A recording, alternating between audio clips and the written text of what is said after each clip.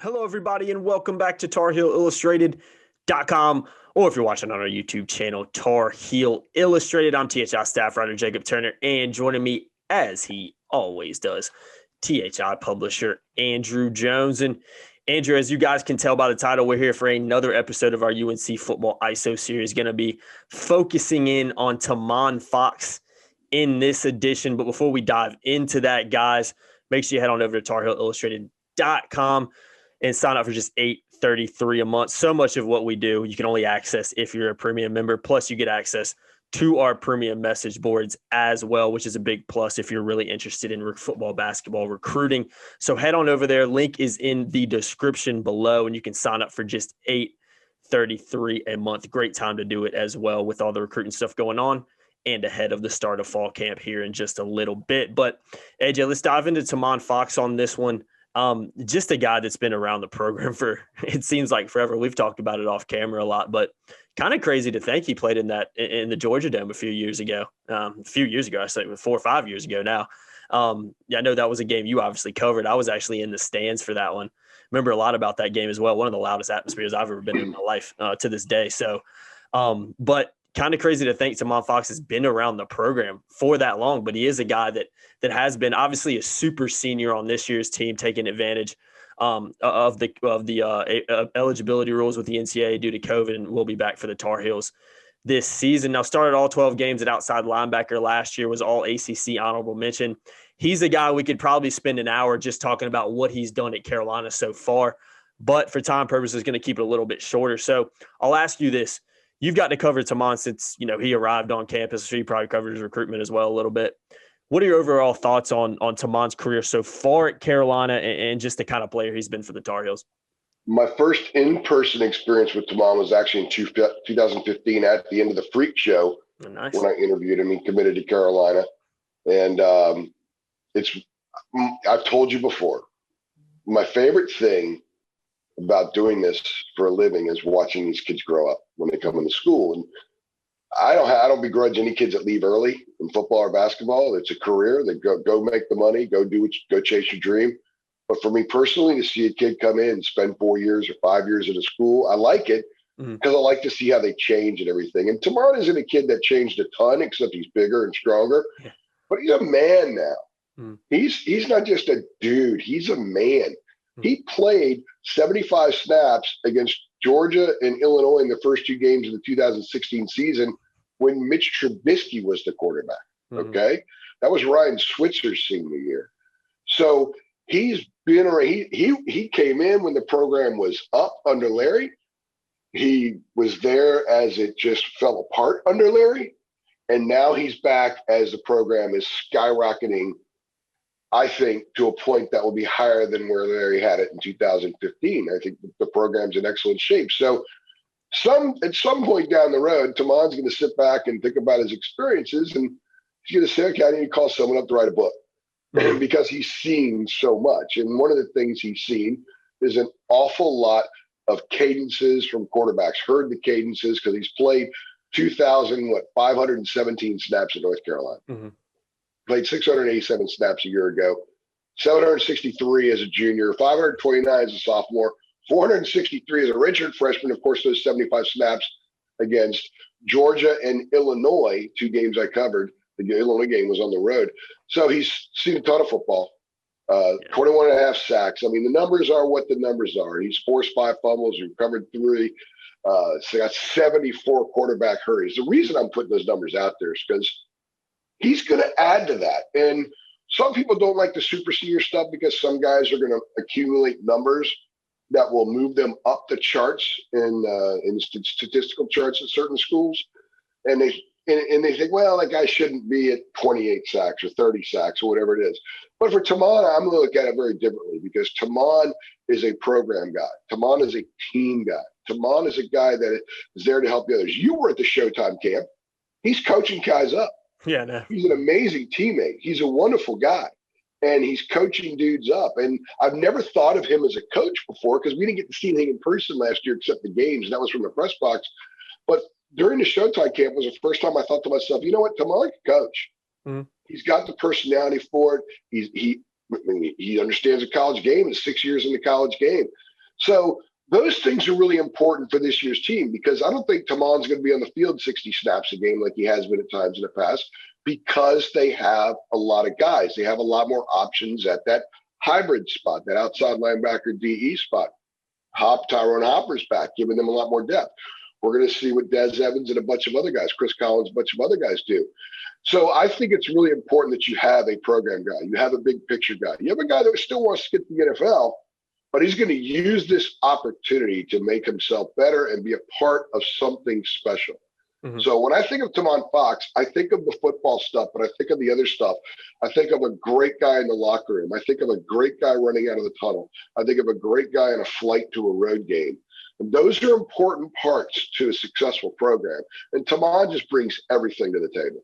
Yeah, 100%. Yeah. And it's kind of crazy to think he's still there. I mean, really, after you've kind of run through everything, to think he's still a part of the Carolina football program. You're going all the way back to 2016. I mean, that's a long time ago, man. Make no mistakes about it. 5-6 years ago going on now. So yeah, he's a guy that's just been around forever. And that kind of leads me into my next point that I want to make, is that experience is invaluable.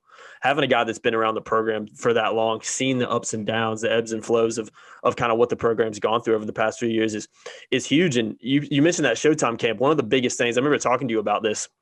We didn't get to see a lot of guys close up in person last year. Really, it's just been the spring this year and Showtime camp because of obviously what happened with COVID. But I remember talking to you and be like, did he get bigger? Like upper body wise? I mean, Tamon Fox looked arguably even bigger at the Showtime camp than he did last year. Now, like I said, I say that with a pinch of salt because we just haven't seen him up close and personal for what seems like forever now. But that was something that stood out to me during that camp, is upper body wise. I thought Tamon Fox looked bigger and looked even stronger than he was, this time a year ago, which you'd probably expect because, he's obviously been in the weight room that long as well. So that's an added bonus for this team if that is in fact true. Just him being physically stronger, physically better to play that position. And obviously as he works to, earn an NFL roster spot, which I'm sure will be his goal, after this season, and one of the main reasons that he came back in the first place. So I guess last thing I want to ask you before we wrap this thing up, because we're keeping it pretty short. Let me comment on that real fast. Go ahead. Yeah, go ahead. Most people watching this know his brother's Tamari Fox. And what's Tamari legendary for in that program? It's huge lifts and weights, man. Dude, it's big time. Bench pressing the Keenan Football Center. Literally, yep.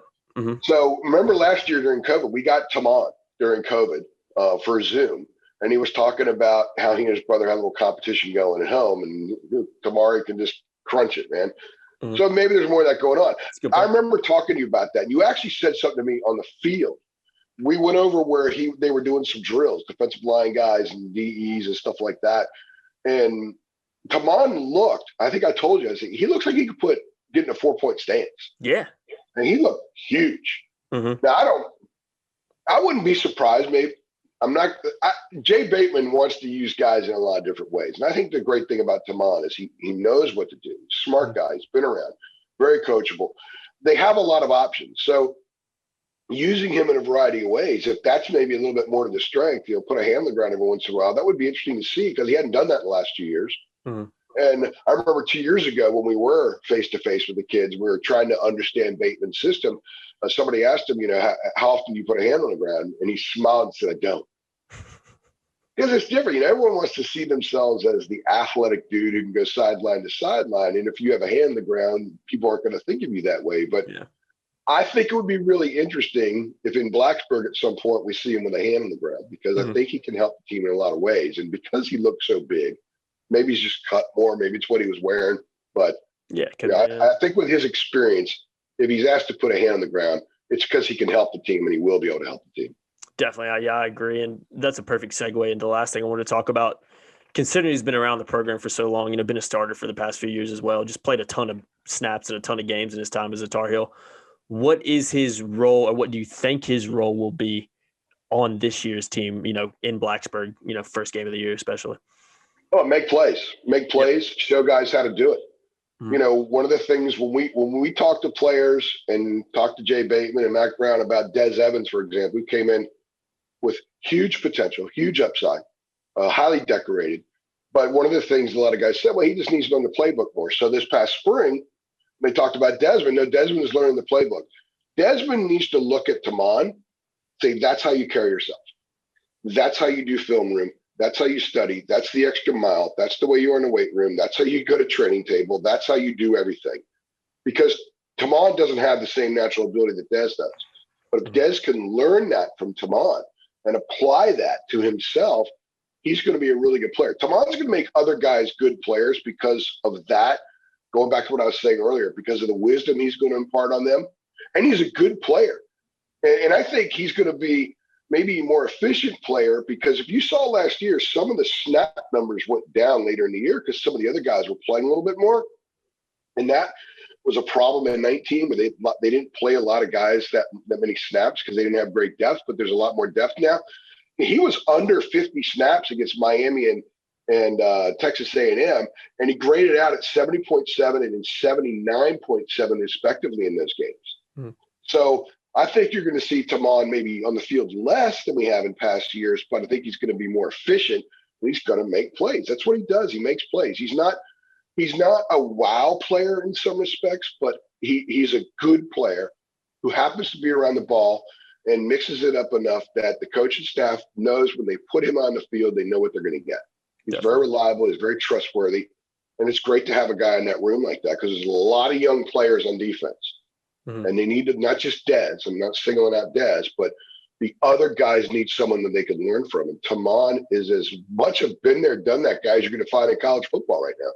Absolutely. Yeah. I think his leadership and experience is just invaluable, especially when you consider how, young that room is, but also just how young the team still is. A lot of young guys on this team that are still coming up, and you got a guy that's been around the program for 5-6 years. I mean, you usually don't have that kind of opportunity to learn from someone like that directly. So it's big time. 2,517 snaps.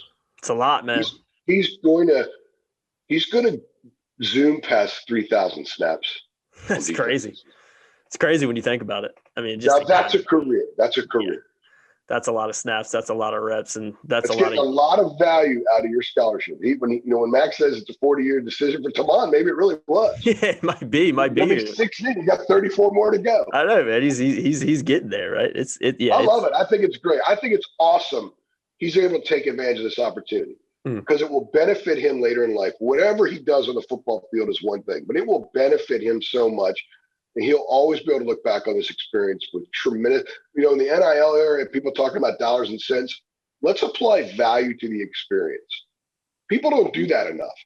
Value to the experience. No one ever tabulates what is the value. What is a dollar value of having access to the facilities and the coaches and the amount of time it would. High school parents are paying trainers and stuff all the time with their kids. How much does it cost? So imagine what this would cost. Tamon's going to get 6 years.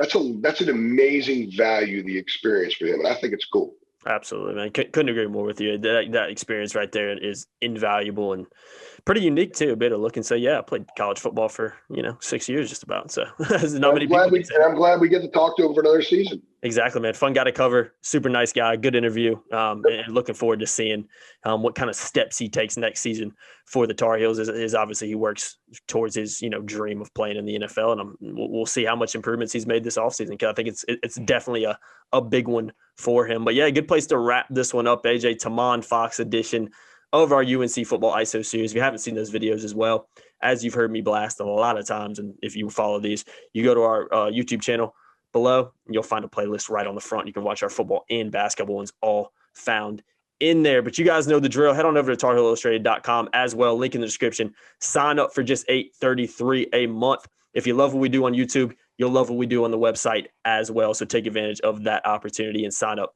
for just $8.33 a month. I've been Jacob Turner. He's been Andrew Jones. Like, share, hit that notification bell so you know every time we upload, and subscribe to our channel. See you in the next one. Thanks, guys.